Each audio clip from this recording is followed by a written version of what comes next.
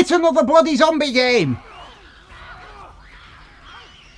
You know, the only reason I'm putting up with this is because Naughty Dog does bloody good work and the characters and story are awesome.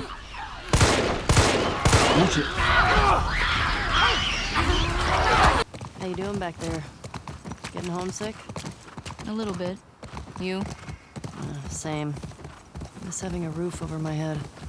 You know, I've always dreamed of this house farm, just outside of Jackson. Why wouldn't you stay in town? I don't know. I like the idea of real space. Sounds lonely. Only if you're doing it alone.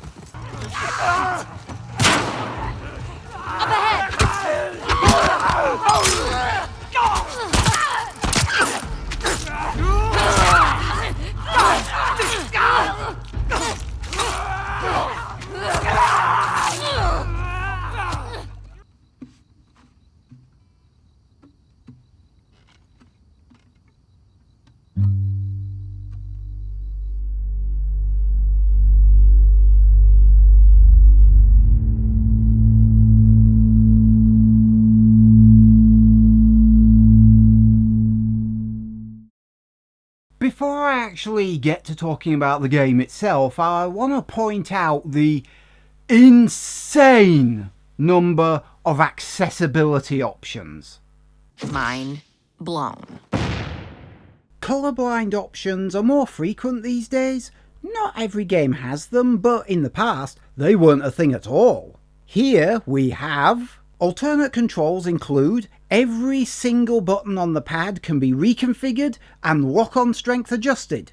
Visual aids include colorblind modes, of course, but also HUD flashing can be disabled, high contrast display in a variety of colorblind friendly options, of course, and an on-screen magnifier. Dial back the various motion effects to counter motion sickness. Navigational aids include automatically scaling ledges and stopping you from walking off ledges that would be fatal. Text to speech. Traversal audio cues. Off, on. WLF rules must be followed. 1. All WLF soldier instructions must be followed. Semi-auto pistol. Pistol ammo. 6. Loaded. 9. Reserve. Silencer not equipped. Audio cues for everything. By the way, good luck remembering which audio cue is for what. There is a glossary, but... damn. And finally, combat tweaks, in case you need to make the game easier than very easy. So even if you're differently abled, or just totally fucking useless at this kind of game, I guarantee that you'll be able to play it. Can't guarantee how far you'll get though. Depending on your situation, you may or may not be able to solve certain puzzles, so there's a skip puzzle function too. I am gobsmacked by the number of options here. From now on, any game developer or publisher who doesn't do this and comes out and says, "We want everyone to be able to play our game," I'm calling bullshit. Can I talk about the game now? I mean, I like all these options, but I want to talk about the game now.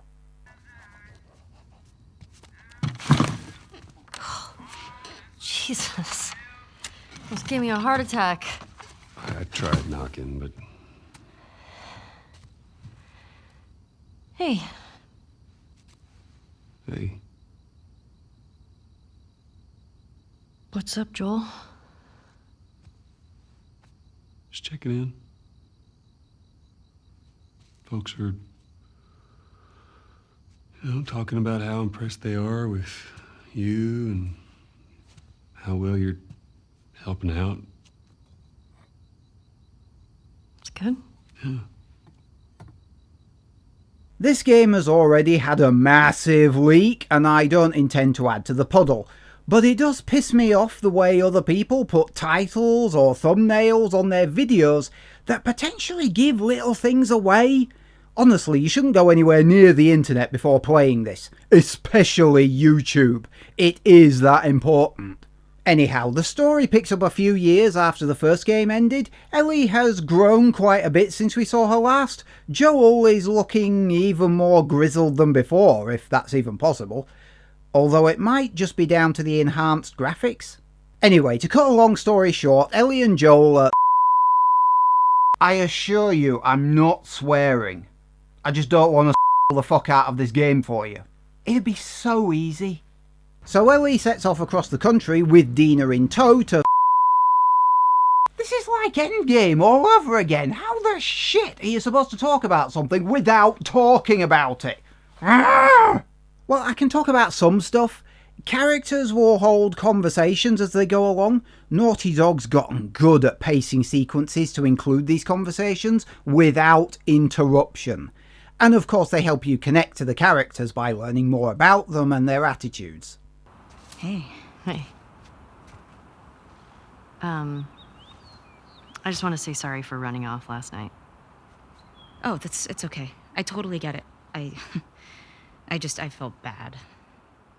Why? Because I started the whole thing, and I shouldn't have kissed you in front of all of those people. And No, you were drunk. It's fine. Well, still, I don't want you to think... No, I'm not reading into it or anything. Just... You know what I love about you? How you let me finish my sentences. All right. Well, we should probably get going. Yeah. Ow! What the fuck? I'm not even playing! Cause you're a chicken? You're a chicken! I hate this kid so much. You want to fuck him up? Yeah, I do. You asked for it! You better run, you little shits! Holy shit! Get to cover! Go! Go! Fuck yeah! Even something simple like this snowball fight helps build a connection. Graphics are impressive, of course, and as always it's the little things that sell it more. Like here when Dina is searching this random bookcase in a house somewhere, her hands land exactly on the shelves. How's that for attention to detail?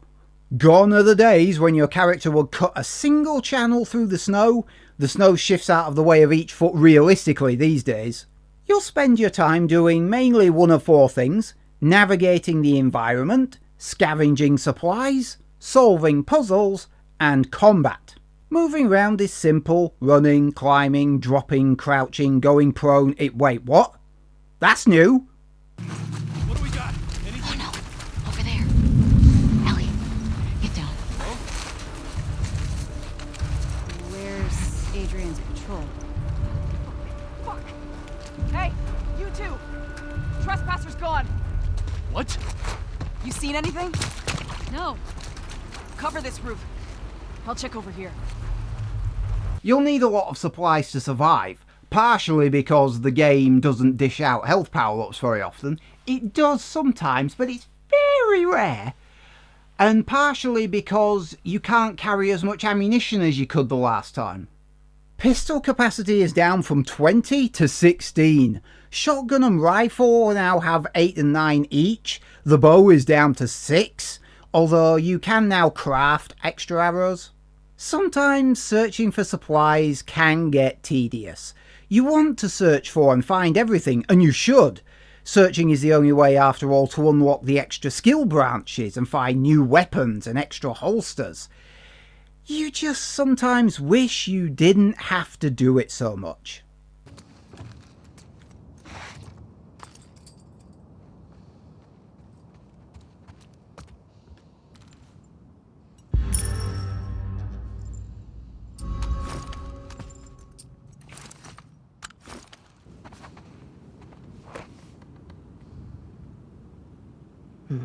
I'll read this later.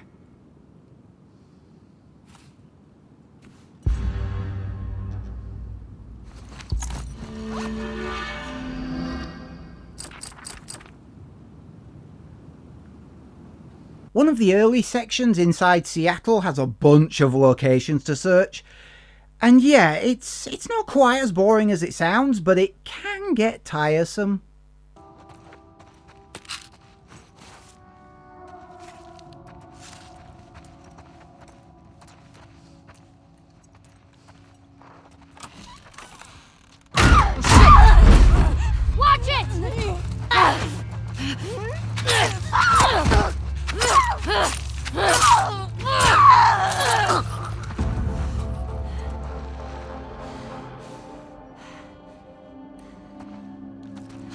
Yeah, How do they get inside these places?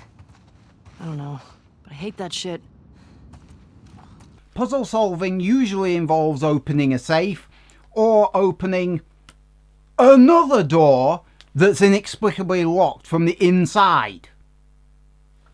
Is there a magician touring the city performing to crowds of zombies or something? Talking away. I don't know what I'm to say. I'll say it anyway. Today's another day to find you shying away. I'll be coming for you, love, okay? Take on me. Take me on. I'll be gone in a day or two.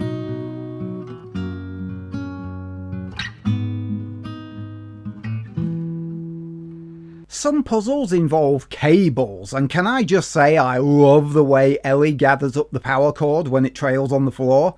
Yes, the views are impressive and always turn up in front of you. Clever design work, Naughty Dog. But again, it's the little details that tend to matter most and make things stand out.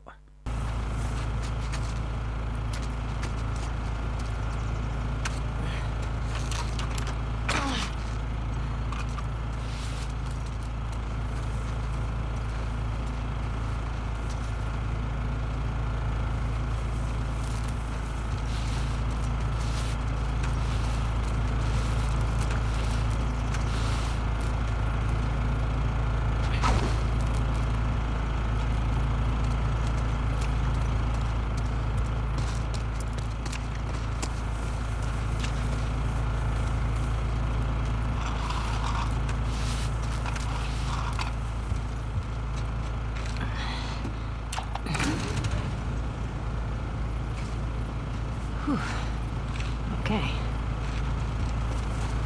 Combat occurs either with humans or zombies. I mean, occasionally it kinda happens together, but it's incredibly rare. Humans can be kept at a distance and are slower to move up on you because they insist on taking cover, because you might shoot them. They can usually be evaded by running through buildings to escape. It's usually better to try to sneak through an encounter, saves you using bullets or traps.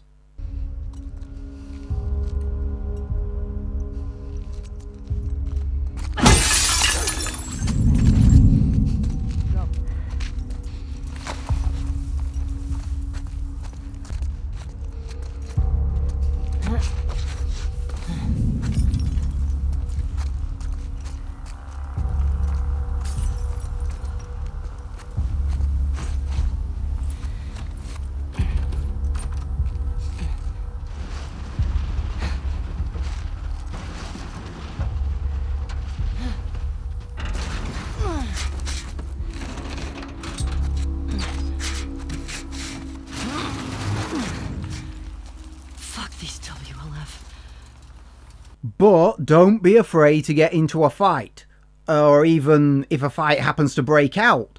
You don't have to stealth your way through an encounter, it just uses less resources. But while you carry fewer bullets, you carry many traps and devices, and unless you're on the higher difficulty settings, resupplying is not a big problem. Some people complained about the zombie encounters in the first game. I can see why.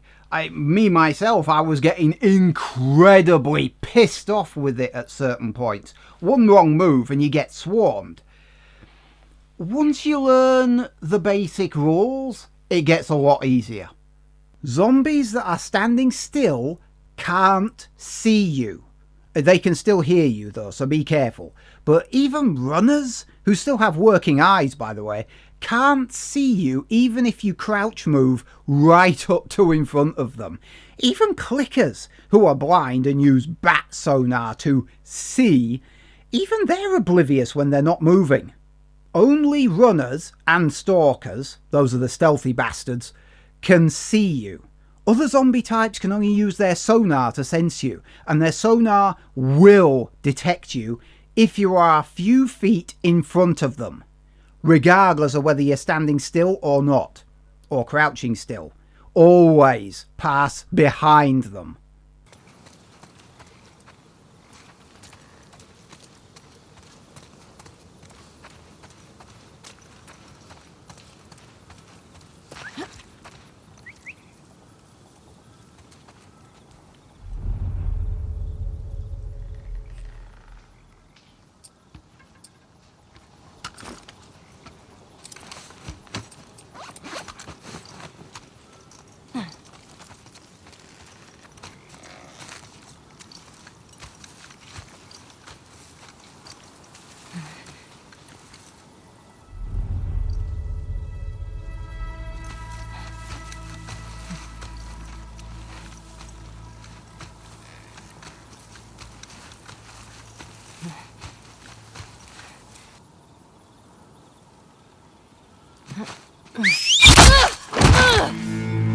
Oh goody, the humans have learned stealth now. God damn it. These guys are really hard to spot, even with your senses.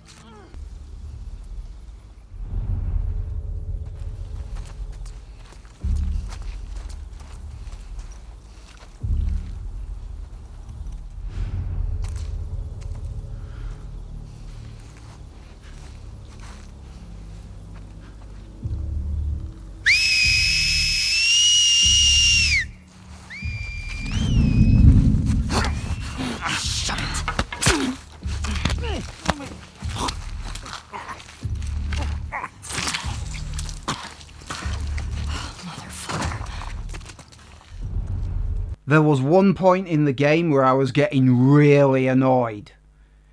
And it's because some of these combat encounters can go on for way too long. There's an encounter with humans. Then there's another. Then there's another. And then there's a bloody nother. It's ridiculous, the sheer number of enemies and encounters you have to go through here. Oh, for fuck's sake! In reality, this section isn't all that long, but it's how relentless it feels that was doing my head in. Partway through this section, I turned the game off. Not permanently, I came back to it, but even so. It's just I needed a break, and the game wasn't giving me one. Or at least I felt like it wasn't. I wanted to go back to scrounging for shit. That's how bad it was. The main reason I kept ploughing forward was the story and the characters. And to be fair, this was the only place in the entire game I wanted to stop playing. The rest of it was much better paced. Just remember you can change the difficulty at any time mid-game, and you can tweak all of the combat assists as well from the main menu, if you just want to experience the story. There are also a smattering of Easter eggs to find if you keep your eyes open. I'm sure I've missed a bunch of them. This game is a lot longer than you think it is. I've got part 1, the remastered version, on my console, and that's 42 gigabytes. Part 2, 99 gigabytes. And that's not all down to graphical improvements, the game is physically bigger. Clearly, developers are really impatient for the next generation of consoles. I wish I could talk about the story properly, but I hate spoilers at the best of times. There are lots of things I could mention, the conversations, the little tweaks of the faces, the conflicting emotions triggered by events, but I'm not going to. If you love the first game, chances are you'll love this one as well. And if you are struggling with the difficulty setting, just at any point pause the game and dial the difficulty setting down, turn the contrast and auto aim on. The game won't judge you for it. Other people might. The main reason you come to this game, in my opinion, is for the story and the characters. I'm only sorry that I can't talk about it as much as I would like to be able to talk about it without spoiling it. Alright, if you want me to find a flaw in this game, here's one. Blah, blah, blah. while. Glad to know I'm getting through.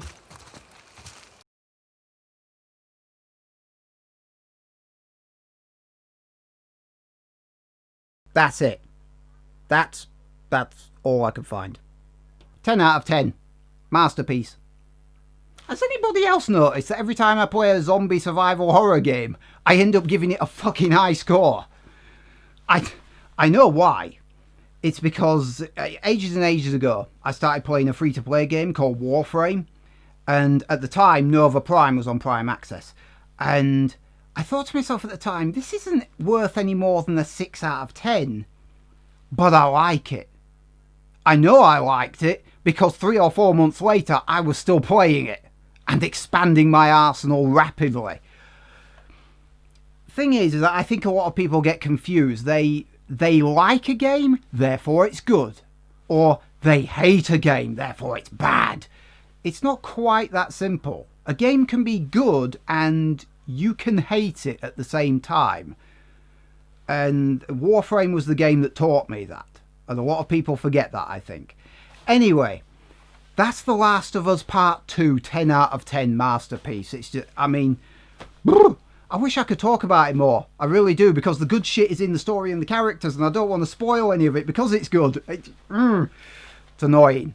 Anyway, that'll do for this video before I get too annoyed with myself. What did you think of my video? Leave a like or dislike down below. What did you think of Part 2? Does it shape up to Part 1?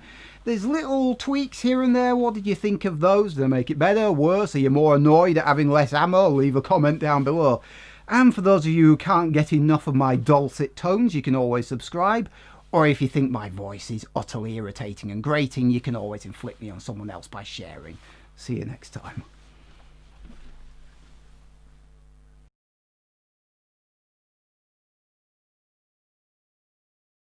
Clearly, developers are really shit. Developers are really shit.